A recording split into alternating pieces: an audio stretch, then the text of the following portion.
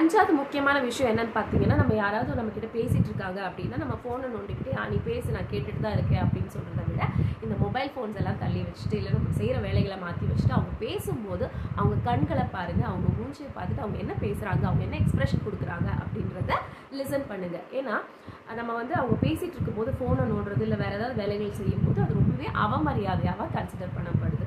So அதனால் யாராவது உங்கள் கூட பேசுகிறாங்கன்னா ஐ கான்டாக்ட் கொடுக்க ட்ரை பண்ணுங்கள். அதே மாதிரி நீங்கள் ஏதாவது கூலிங் கிளாஸ் ஏதாவது போட்டுட்ருக்கீங்கன்னா அவங்க ஒருத்தவங்க கூட போய் பேசுகிறாங்கன்னா அந்த கூலிங் கிளாஸை ரிமூவ் பண்ணிவிட்டு ஐ கான்டாக்ட் கொடுக்க ட்ரை பண்ணுங்கள். அண்ட் யாராவது உங்ககிட்ட ஏதாவது ஃபோட்டோஸ் வந்து ஃபோனில் காமிக்கிறாங்க அப்படின்னா அந்த ஃபோட்டோஸை அவங்க கொடுக்குற ஃபோட்டோஸை பாருங்கள்.